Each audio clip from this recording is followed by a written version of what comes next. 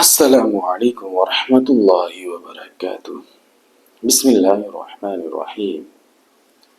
ناظرین، جب قیامت کی تمام چھوٹی بڑی نشانیاں پوری ہو جائیں گی تو قیامت آنا عنقریب شروع ہو جائے گی۔ قیامت کی ابتدا نقطہ سور سے ہوگی، جس کے بارے میں امام الانبیاء جناب محمد رسول اللہ صلی اللہ علیہ وسلم نے ارشاد فرمایا، اللہ تعالیٰ کی 4 مقرر فرشتوں میں سے حضرت اسرافیل علی نبینا علیہ الصلوۃ والسلام اپنی پیشانی جھکائے کان اللہ تبارک و تعالیٰ کے حکم پر لگائے ہوئے ہیں۔ جیسے ہی اللہ تعالیٰ حکم دیں گے وہ سور پھونکنا شروع کر دیں گے اور قیامت کا آغاز ہو جائے گا۔ مسلم شریف کی حدیث کے مطابق یہ جمعہ کا دن ہوگا، لوگ اپنے اپنے کاموں میں مشغول ہوں گے۔ اچانک مشرق و مغرب کی تمام لوگ ایک لمبی آواز سنیں گے جو آہستہ آہستہ اونچی ہوتی چلی جائے گی۔ اس ناموس آواز کے ہولناکی اور سختی کی وجہ سے لوگوں میں اضطراب اور بے چینی پھیلنی شروع ہو جائے گی۔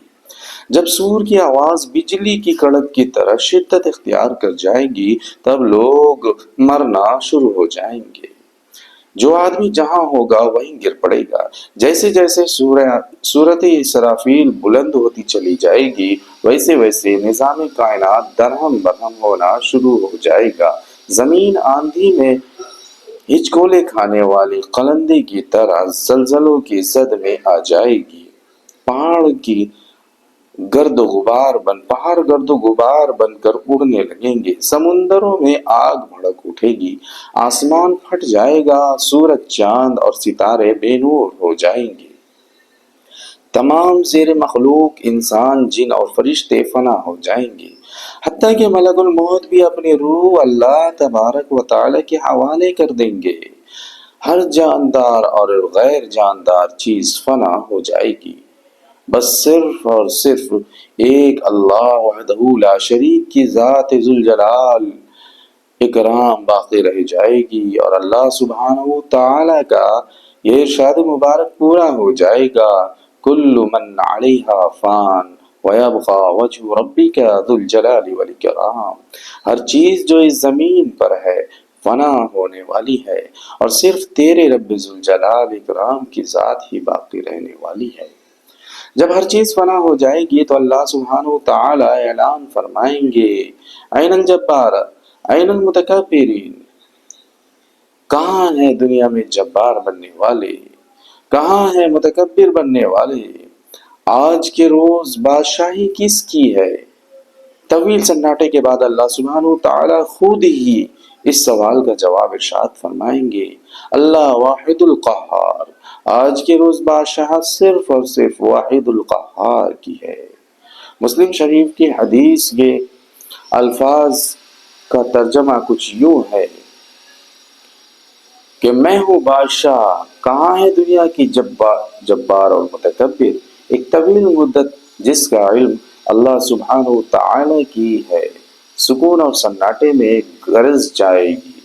پھر جب اللہ تعالی چاہیں گے نئے سرے سے آسمان اور زمین فرشتوں کو پیدا فرمائیں گے۔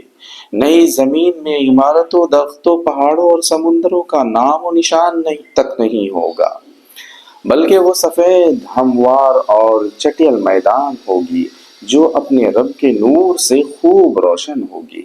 انسانوں کو دوبارہ پیدا کرنے کے لیے آسمان سے ایک بارش نازل ہوگی جس کے نتیجے میں ہر انسان کی ریڑھ کی ہڈی سے پورا انسانی ڈھانچہ تیار ہو جائے گی۔